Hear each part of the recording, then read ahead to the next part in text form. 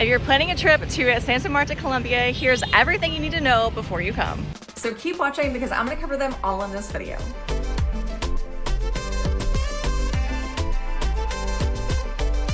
I've been in Santa Marta for the last month, and I will say the one thing that this place did was surprise me, but in a good way. I really didn't know what to expect, and I've only been to Colombia one other time, and to be honest, it was not my favorite experience. So I came into this trying to have an open mind, but already kind of carrying a little bit of baggage. But Santa Marta was absolutely the perfect place for me to come back to and experience Colombia and just fall in love with this country. One of the things I really love about it is the energy of the city. The people are very friendly, and I will say when we first got here, there were a lot of local vacationers, a lot of Colombians come to Santa Marta to hang out. So we definitely had those vacation vibes when we first arrived.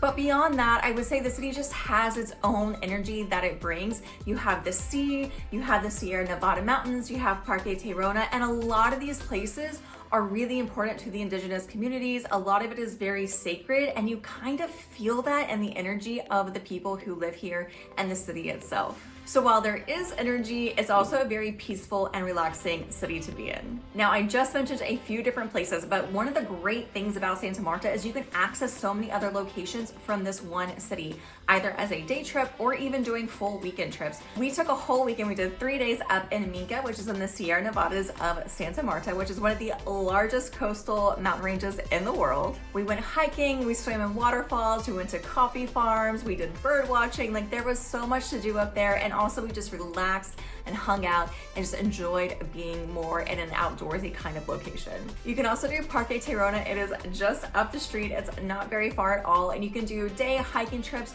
or you can actually hike into the park, camp on the beach, book a hostel, depending on how outdoorsy you actually want to be, but you can hang out there, enjoy the beauty of the national park.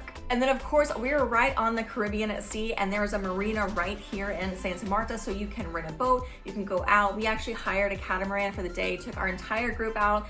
We went about an hour down the coast, found a more secluded beach down there, hung out, enjoyed it, and sailed all the way back. So there was plenty of water activities. There's diving, there's snorkeling, there's fishing, there's swimming, there's beach days. There's all that really fun like water beach activities you can do as well. You also have Palomino, which is not very far, and a lot of other really nice cities that you can kind of visit from this spot as well. Now, back to Santa Marta. I mentioned that I'm staying in the historic district of Santa Marta. So I am right on the marina, right on the water, and it is super walkable. It was actually really interesting driving up to Minca. The roads were a lot wider, and the minute we got towards the historic center, the roads got very, very narrow. So there are a lot of scooters going up down the streets. There are some taxis, but for the most part, everybody is just out walking around.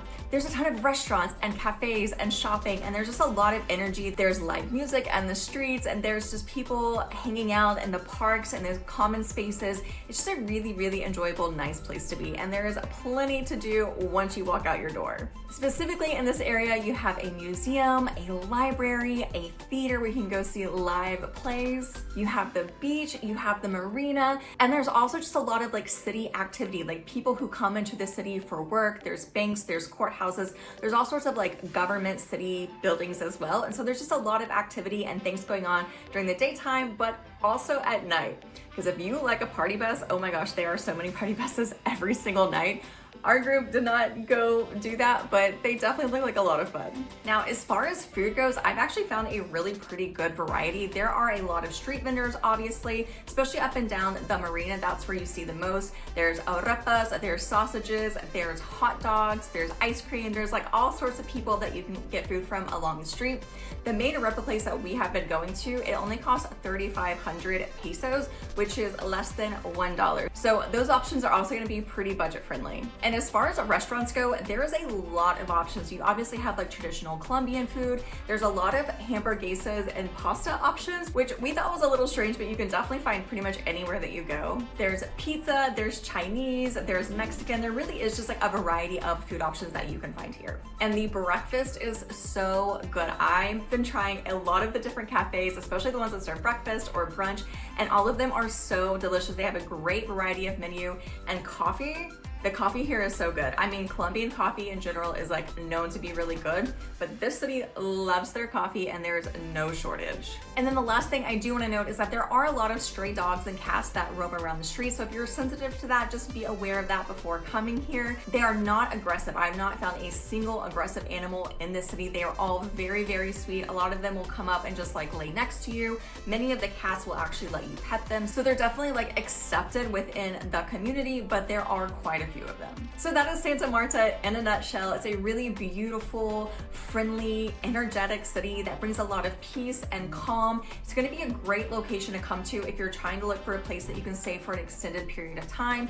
And if you want to be on the water, but you're looking for an alternate to Cartagena, I really think this is going to be a really, really good option.